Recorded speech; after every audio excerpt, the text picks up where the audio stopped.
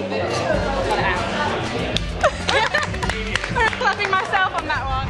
So, rather than dropping the cap to the bottom of the bottle, Jess placed it carefully just inside the neck. With the bottle on its side, she then blew into it. This created enough air pressure inside the bottle to force the cap out. There you go, you can do that on all your mates now. I will. I'll have a glass of wine, please.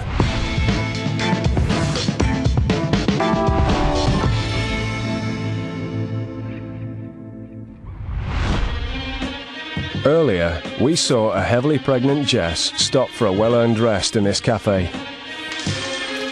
She then distracted these two sympathetic marks, while Paul stole their handbag. Already here, lost the bag? Which was then miraculously returned to them by Alex, a helpful workman. I just saw a guy coming out of here, running down the street. The phones is not there.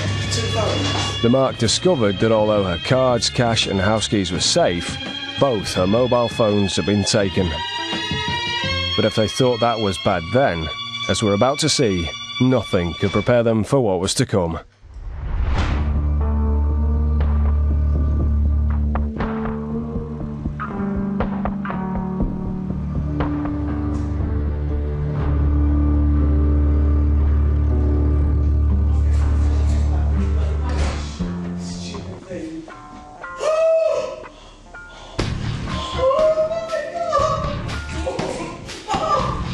The giant plasma TV that was hanging on their living room wall is gone. Mum, sit down, sit down, sit down. The mark is so upset that she can't bear to look, but when she does... Oh my God! The stereo equipment's gone! No! Honey, calm down, calm down. her stereo has been swiped too. It's a shocking realisation. First, her handbag was pinched and 2 mobile phones were stolen, and now they find that their house has been burgled. It's okay. Although that may seem like an uncanny coincidence, it's not. Everything was down to the hustlers. But what happened in the short time between the Mark's bag being stolen and Alex handing it back? And how did that lead to the break-in? The first thing Alex looked for after Paul had stolen the bag were the Mark's house keys, which Paul immediately took to a local key cutters to get copied. Meanwhile, Alex removed the phones and then found some paperwork containing the Mark's home address and phone number, which he noted down. When Paul returned with the keys a few minutes later, Alex put the original set back in the bag and hot-footed it to the cafe to return the bag to its rightful owner. Already here, lost the bag? That was stage 1 of the scam successfully completed, but they still had to be sure that the house was empty when they broke in. Time for stage 2. Paul and Alex were parked across the road from the Mark's house. Knowing they'd already gone back home after the initial bag theft, Paul put in a call to their home number. Hello? Hi, my name's PC Robert Marks. I'm at Greenwich Police Station and we've detained someone who has 2 mobile phones. Have you lost? Yes, that's right. You have. Claiming to be a local policeman who'd recovered the missing phones, Paul asked the Marks to meet him back at the cafe so he could take a statement and return their property. It's possible, really. Okay, well, I'll try and get there as quickly as I can. I may be there as quickly as that, but if not, would you wait for me? Yes, that's fine. Yes, that's fine. Great. Okay. See you soon. Okay, thank you very much. Thank you. Bye. Do we have to go to the cafe? Now.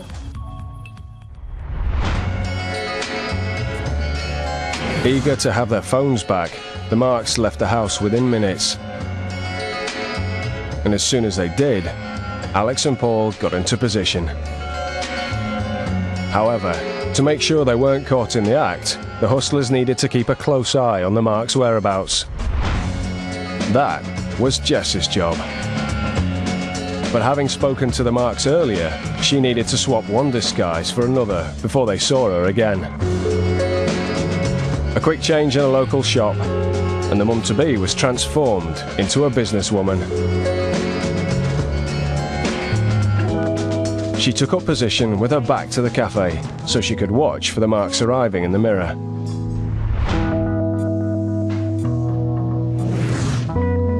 And once they were there, it was Q Paul and Alex.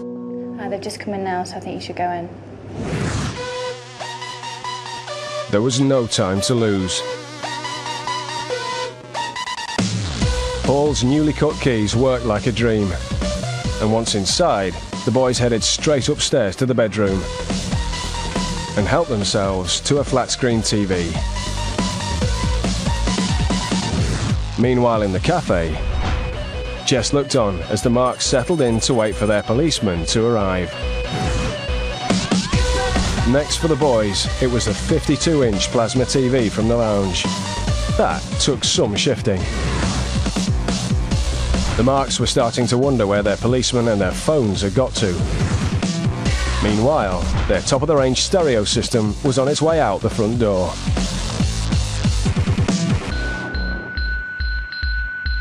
When the marks decided they couldn't wait any longer, the boys were the first to know.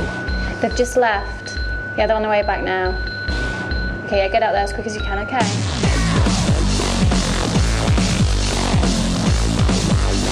We asked the mark to tell us the value of the items that had been stolen. To me, it's priceless. It's things, you know, you save and save because you want something nice for you and the kids. That's what we did. The TV alone was nearly £2,000. It's a top of the range, a brand new one. All the stereo equipment, you know. That's, oh God, I don't even know the amount of that. It's thousands. I don't even think that when the kids come back home from school, I can let them see that. I just leave the door closed because they're going to be so upset.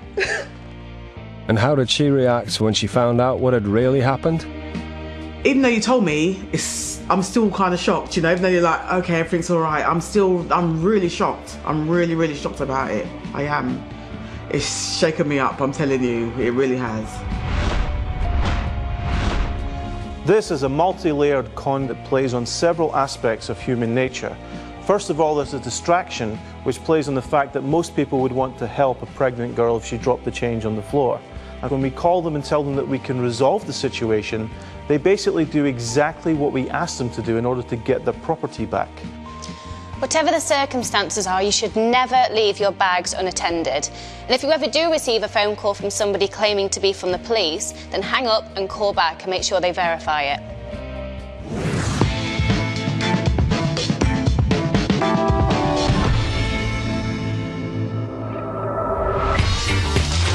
So remember, hustlers are everywhere. Can you help me, please? And people aren't always who or what you think. Do you have like 5s and 10s? Appearances can be deceiving. This lady trying to pass counterfeit money. So think twice and keep your wits and cash about you. That was the money that I had, look.